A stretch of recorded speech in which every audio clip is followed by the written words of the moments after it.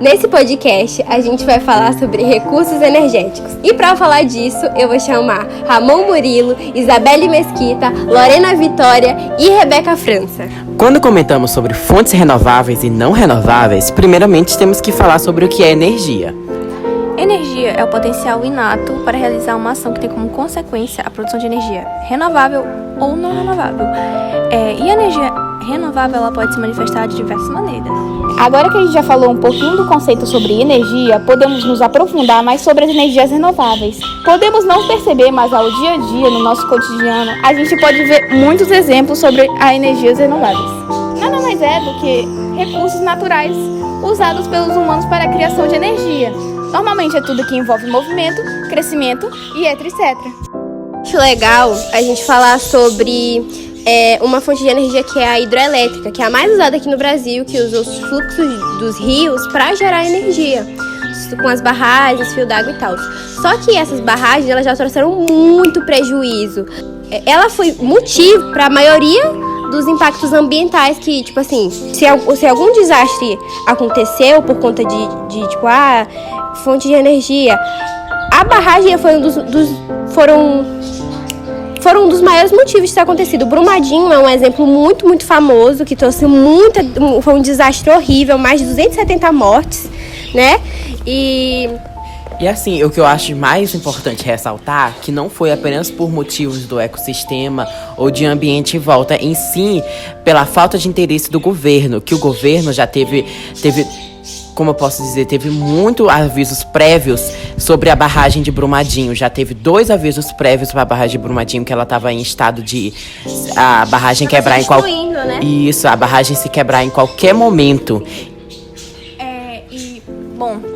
Segundo a Vale, quando a gente pesquisa sobre, eles falam que o que causou a destruição da barragem foi a liquefação do solo. Eu acho que, na verdade, isso o que o Ramon quis dizer é que, assim, eles viram o que estava acontecendo, eles viram que a barragem estava sendo destruída aos poucos, só que eles não fizeram nada para impedir, porque muita gente morreu, muita gente, aconteceu um desastre horrível na cidade, muita gente perdeu família, casa, tudo, literalmente tudo, e eles acham que simplesmente uma indenizaçãozinha vai, recuperar tudo que foi perdido uma família, pessoas, mortes e, enfim, muita coisa. Sendo que, como já foi citado aqui entre a gente, a Vale deu um depoimento totalmente ao contrário do que foi dito. Porque, de acordo com o documento revelado pela agência de notícias britânica Reuters, como se fala, não sei se está muito bem, mas foi citado que a barragem já estava em estado grave de rompimento. Então, assim, eles tinham um aviso, como eu disse, mas eles dão um depoimento totalmente contrário do que foi citado.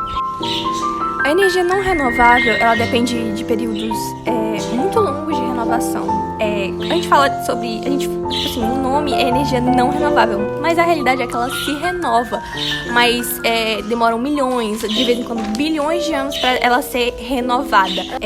A maioria das energias não renováveis, se não todas, são feitas de combustíveis fósseis. Combustíveis fósseis são feitos, de soterramento de matéria orgânica, sedimentação antiga de floresta ou esses ambientes aquáticos, por exemplo. Floresta seria o carvão, o xisto, e aquática seria o petróleo. Um dos impactos que os combustíveis fósseis causam é a liberação de muito CO2. A energia não renovável é mais poluente do que a renovável. Porque a renovável, a fonte delas é uma fonte, na maioria das vezes, limpa, como água, vento e sol. Mas a energia não renovável, ela é envolvida com muito metal pesado, por exemplo, petróleo, fissão nuclear, xisto, por exemplo. Fissão nuclear é feita com urânio, que é um elemento que tem grande potencial de poluição e, por exemplo, um alto potencial destrutivo caso ocorra um acidente nuclear. O petróleo, que é um combustível fóssil, e é uma energia não renovável, é a base energética do mundo. É uma matriz energética a nível mundial, porque ela é de fácil transporte. Tem muitos produtos que são derivados do petróleo e o exemplo principal deles é o plástico. A maioria das coisas que a gente usa é feita de algum derivado do petróleo e é extremamente energético. E essas energias não renováveis, elas começaram a surgir depois da primeira Revolução Industrial na Inglaterra, lá mais ou menos em 1700 e bolinha, 1750. Elas começaram a se desenvolver na primeira Revolução Industrial com o carvão mineral. Na segunda Revolução Industrial foi o petróleo.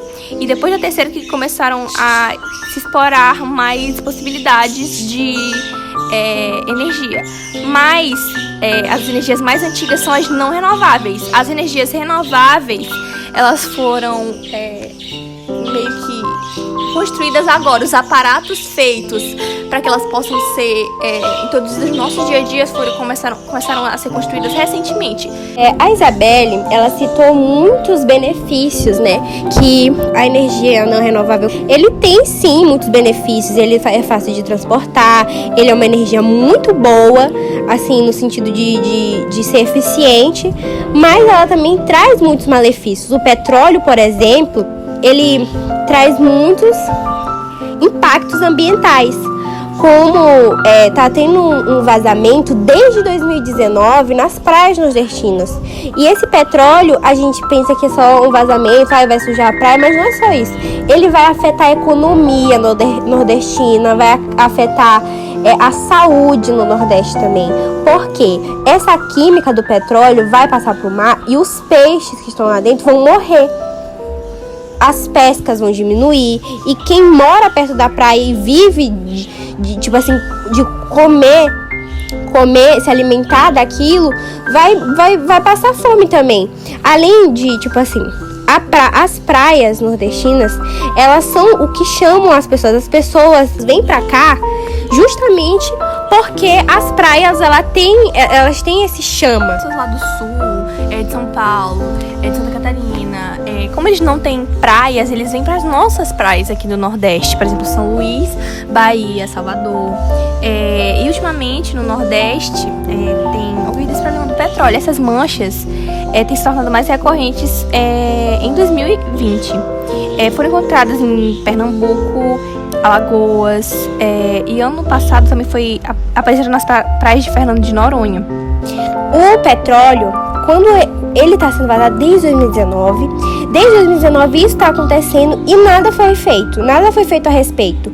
E todo mundo, se a gente, eu como estudante não sou especialista na área, mas com esse pequeno estudo eu já fui capaz de compreender de como isso afeta a nossa economia, como isso afeta a nossa saúde, como afeta as nossas praias. Se eu já fui capaz de compreender isso, imagina quem é especialista, já podia ter notado isso há muito tempo, já podia ter feito algo a respeito e não fez. Exatamente.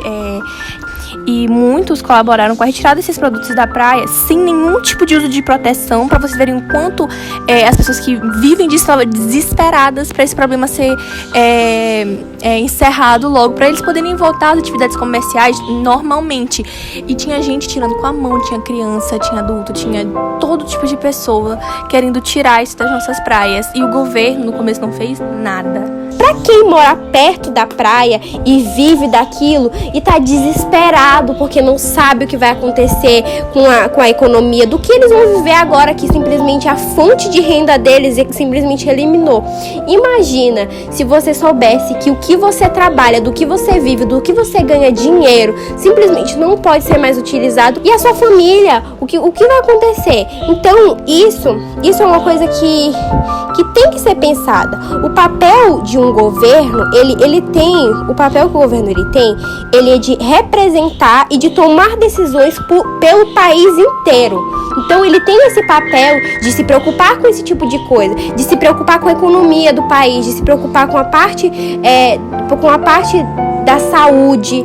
Então, se uma pessoa sabe que isso está acontecendo há muito tempo, tem noção dos impactos que isso traz para a vida das pessoas, para a vida de quem mora lá, para a vida de quem vive daquilo, não faz nada a respeito, Isso é muita falta de responsabilidade, porque, assim, quem convive daquilo, só quem vive sabe o que vai acontecer, crianças, porque muita gente daquela ali que mora perto da praia tem aquela questão mais humilde, sem ser aquela parte de litorânea. Eu tô falando daquele pessoal que mora na praia com casinha e vive da pesca, sabe aquilo, o poder que isso tem, o impacto que isso traz na vida de alguém. Então, além, não tô falando só da economia e simplesmente da alimentação, tô falando da saúde. Essa química do petróleo, ela vai para os peixes e quem se alimenta daquilo pode pegar doenças graves. O câncer, por exemplo, ele já foi comprovado de que uma pessoa pegou câncer através através da alimentação por conta da química que tinha no peixe pelo petróleo que está sendo vazado pelas praias do Nordeste. Depois de falar de tantas desvantagens e lados negativos das energias, a gente vai começar a falar sobre as energias que são consideradas assim, as mais limpas, entre aspas, que se consiste na energia eólica e energia solar. A energia eólica, ela se consiste numa energia que aerogeradores vão e captam o vento da área que está passando pelos aerogeradores e captam e transformam essa energia em energia elétrica. E a energia eólica, ela corresponde a 8,6% da energia produzida no Brasil. E ela está em terceiro lugar nas fontes de energias mais produzidas do Brasil. Onde mais tem a produção de energia eólica é no Nordeste. E pelo clima, assim, bem elevado, por temperaturas muito elevadas, acaba que a energia solar também é muito utilizada no Nordeste, entendeu? E ela é considerada uma fonte alternativa. E essas fontes alternativas são as fontes que apareceram no dia a dia, na atualidade, como eu posso dizer. Porque antigamente, como foi dito, as energias mais utilizadas são as energias de combustível fóssil, que tinham uma grande produção maçante antigamente, e que hoje em dia, só quando foi percebendo que precisamos de energias reutilizáveis, renováveis, que causam menos impactos ambientais, que foram surgindo essas novas energias, como a solar, a eólica e a da biomassa. A energia solar, ela vem na questão das placas solares, que ficam em cima das casas e pegam todo o calor do sol e transforma em energia. Quando o sol ele tá ausente, quando tá chovendo ou quando tá de noite, todo o calor que teve durante o dia nas placas solares, ele é transformado e ele é passado por um tubo que fica armazenado lá. Então, quando o sol não tá presente, quando tá chovendo ou quando tá de noite, é usada a energia que ficou armazenada nesse tubo. A energia solar é uma energia muito boa, porque ela é muito limpa, ela não tem quase nenhum malefício. A eólica também, né? E ela, além de ser muito prática e econômica também. Bom, a energia solar ela possui baixos impactos ambientais, sendo a fonte de energia com menor emissão de poluentes. Porém, ainda existem alguns impactos que devem ser considerados, como, por exemplo, para produzir as células fotovoltaicas, são necessárias inicialmente atividades de mineração, que podem gerar contaminação de águas superficiais, remoção de vegetação, contaminação dos solos, evasão forçada de animais silvestres, previamente existentes na área de extração mineral e entre outros. Além desses, também, para produzir as células solares, é necessária uma enorme quantidade de energia. E o grande problema é que a principal produtora, que é a China, tem uma matriz energética com 85,4% de energia primária, gerada a partir de fontes não renováveis, sendo o carvão a principal fonte.